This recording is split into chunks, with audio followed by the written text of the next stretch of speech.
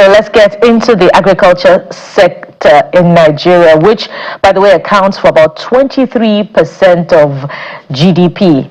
How can that number be shored up, and what measure of investment goes into the production and, of course, processing and industrialization of the cash crop component of Nigeria's agriculture sector? And that's where we're looking into cocoa value addition this morning. And joining us on the program is Mr. Alex Omagumi. He's the CEO, Host Place Group and Xilex Holding, an agro-industrialist, policy analyst, and of course a real estate developer. He joins us from our Abuja studio this morning. Good morning, Mr. Omagumi. I hope I got your name correctly. Yeah, you got the name correctly. Good morning, everyone. Yes, thank you.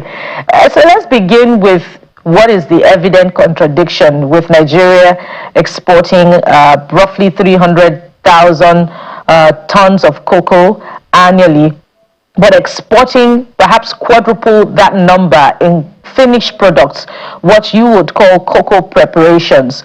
There has been a cocoa summit, put together by the federal government recently, in which there was a clarification that there were no plans to ban cocoa export.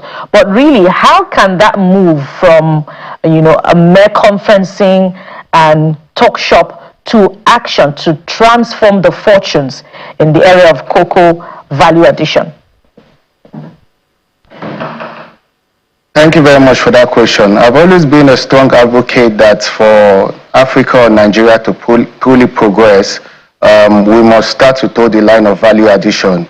And the cocoa summit that happened in Abuja, where countries like Nigeria, Ghana, Cameroon, and Ivory Coast came together to sign the Abuja Declaration, which is looking at implementation of policy along the line of value addition, rather than just exporting our raw materials. The policy itself is in the right direction, but policies alone can end up as mere statements if not properly implemented, and has got a way of affecting the value chain. The ministry coming out to clarify that is in the right direction, but does not take away the fact that this is a policy that we need to transform the agricultural sector and the value additional sector of Nigeria. The only thing is that they have taught us wise that you cannot just announce policies without giving a clear implementation framework and transition period, because these policies, when announced, can have a way of affecting the farmers in which the policies are meant to enhance their livelihood. Thank you. All right. So in Nigeria, there are about 12 states that produce cocoa, on a large scale, but about 6 of them are like the top producing states: Ondo, Cross River, Osun, and I can't remember the other 3 now.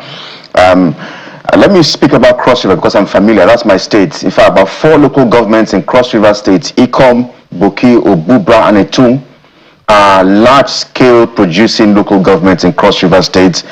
And so I've had cause to visit plantations because my father even has many plantations. So there's this instability in the market.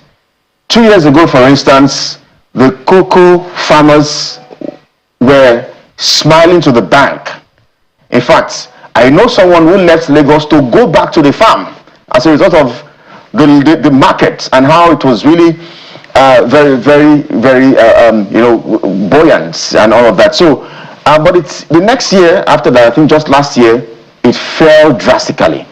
So the issues around policies, I think, is really very essential. But how can we stabilize all of this? Because for those who are at the bottom level, the farmers at the very, very grassroots, they're making a lot of investments and all of that, but in the end, it looks like they're at a loss. So how can we indeed put some sort of stability in the market?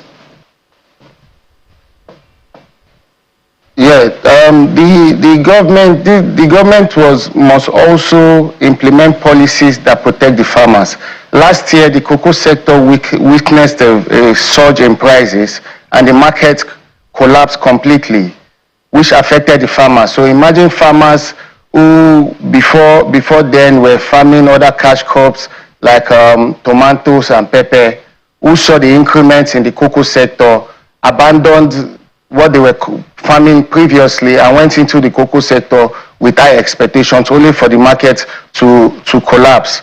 And this is why the Abuja Declaration is very important, because Africa, Nigeria, Cameroon, Ghana, Cote d'Ivoire contributes to about 70% of the world cocoa value chain, cocoa production rather, but we only harness about 8 to 9% of that entire value chain, which means that we as African countries that produce this cocoa, especially Nigeria, do not have a say in dictating what the world prices are. And therefore, we do not have better policies to protect our farmers back home. So what are those policies, based on the expectation, that would retain not just, the very invaluable measure of that cocoa, but also would retain the labor, the workforce that would ensure the processing of cocoa into finished products here in Nigeria and indeed in Africa? Yes, so speaking on that, that's where the value addition comes in. The cocoa processing is in stages. You have got the processing stage, you have got the intermediate stage, and the final end products.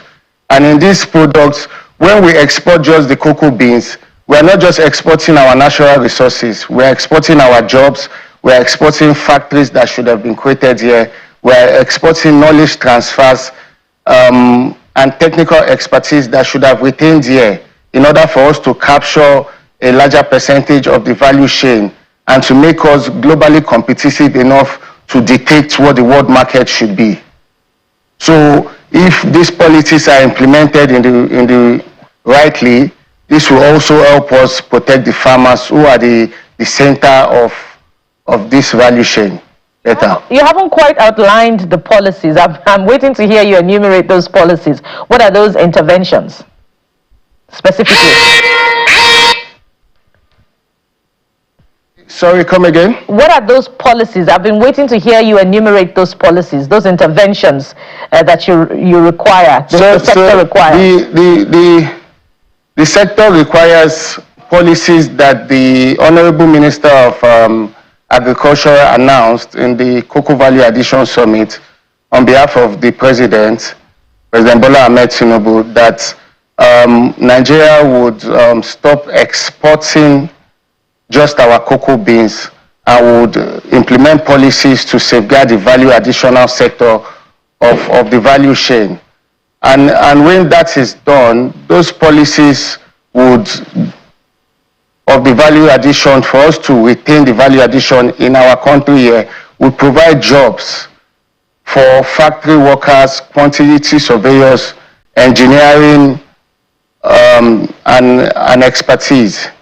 So the policy framework itself is the value addition, that we cannot continue to export just the cocoa beans, but we must start to go from an export economy to a processing and manufacturing economy, whereby our cocoa beans can now be processed into cocoa beans, cocoa cake, cocoa liquor for pharmaceutical purposes as well. I'm not sure how much you get to, in terms of advocacy, get to interact and interface with those at the grassroots. I'm a bit really very concerned about them, because I know they are faced with a whole lot of challenges. There's the transportation challenge, for instance, how to bring these harvests from the farms and plantations to, the cities. So I'm not sure how much your job enables you to interface with them. There's also the I think it's called black pot disease, and issues around banned pesticides and all of that. But what are the farmers saying to you? The farmers are currently unhappy with the market prices, and then as private individuals and government institutions in the sector, it is important that we support the local farmers in order for this value chain to survive by providing them with incentives that they need in order for them to continue their farming, especially in this difficult period, providing them with the seedlings they need, fertilizers, the puddle bags to protect the cocoa beans from being affected by insects. And then also, one other thing that the government has done is to start establishing special agro processing zones, which will bring the processing facilities and infrastructure closer to the production areas, closer to the farm, to avoid post-harvest losses, which account for about 30 to 50% of our agricultural output.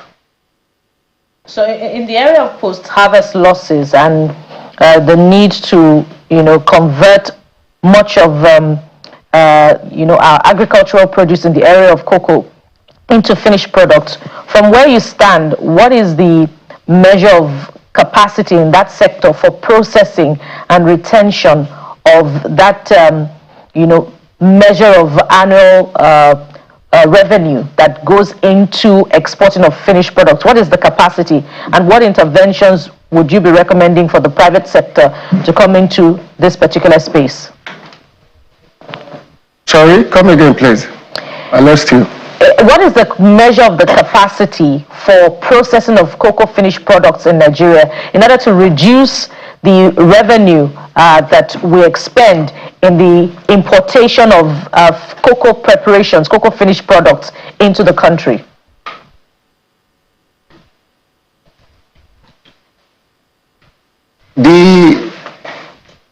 In terms of revenue, the cocoa processing, the cocoa crop is an industrial crop, and it's a time. The cocoa processing plants are cash intensive.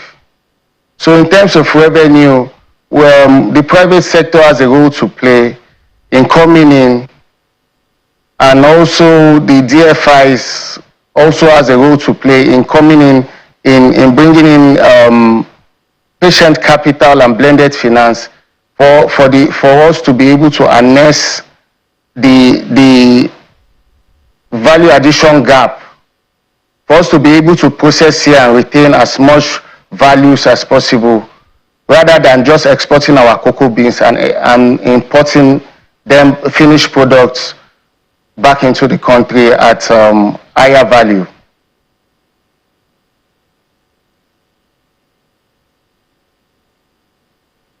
Begin to wind down. Let's talk about what particularly, I think the Guardian newspaper did a yeoman's job in explaining post-harvest losses, which accounts for a lot of monies being thrown away literally because of preservation, storage, and silos. Within the industry that you play in, how much of that is available, and what record do you have, if you have it available, that will lose to these post-harvest losses when it comes to cocoa? Nigeria loses about 37% to post-harvest loss in cocoa. And totally we lose about between 30 to 50% of our agricultural output, which amounts to about 30 to 40 million metric tons of food wastage. And that leads to about 5 trillion naira wastage that should have gone into the economy. All right. Well, Bukola. Well, we must thank you indeed. By every level, it has been a productive conversation. We hope that we can turn, our wealth, our cash produce into wealth in this country, especially with cocoa. Mr. Alex Omagumi is the CEO Host Place Group and Zelex Holding, Agro, Industrialist, and of course, a real estate developer. Thank you for coming on the program. Thank you very much.